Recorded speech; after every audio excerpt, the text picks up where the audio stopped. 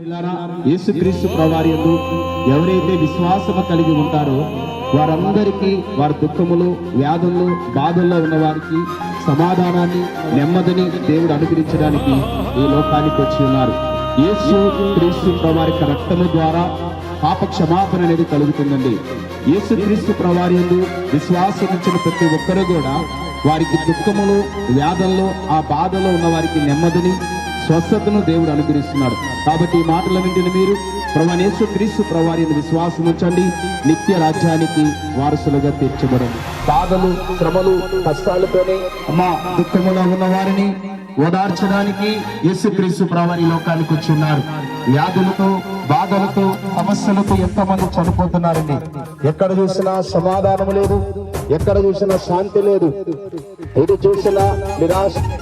అట్టి ప్రజలను విడిపించడానికి యేసుక్రీస్తు ప్రభువారు ఈ లోకానికి వచ్చి ఉన్నారు. ఒక బాధ, ఏదో ఒక వేదన మనిషిని తినివేస్తుంది. అందుకే చాలా మంది మరణాన్ని వెతుక్కుంటూ వెళ్ళిపోతున్నారు. ప్రియులారా, మరణాన్ని జయించి మృత్యుని చేయడానికి యేసయ్య అంటున్నాడు, ఇదిగో నీ బాధల కొరకు, నీ వ్యాధుల కొరకు, నీ దుఃఖము కొరకు నేను కలవరి శిలువలో రక్తాన్ని కార్చాను యేసు ప్రభువారు చెప్తున్నారు. బాధలో ఉన్న వారిని ఓదార్చడానికి యేసు ప్రభువారు అంటున్నారు. దుఃఖములో ఉన్న వారిని ఓదార్చడానికి యేసుక్రీస్తు ప్రభువారి లోకానికి వచ్చి ఉన్నారని.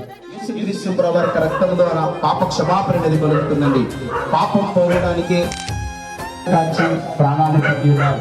ఏడాది చూసుకుంటే ఎక్కడ చూసినా చాలా మంది చనిపోతున్నారండి. జీవించడానికి యేసుక్రీస్తు ప్రభువారి లోకానికి వచ్చి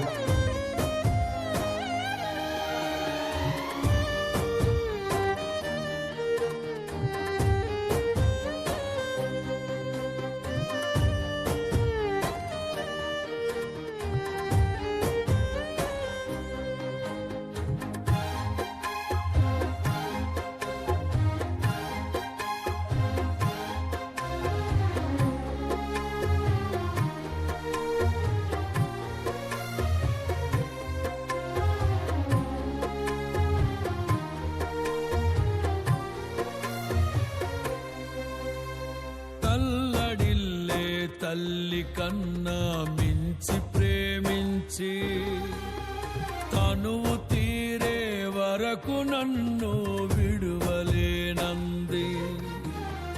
తల్లడిల్లే తల్లి కన్నా మించి ప్రేమించి తనువు తీరే వరకు నన్ను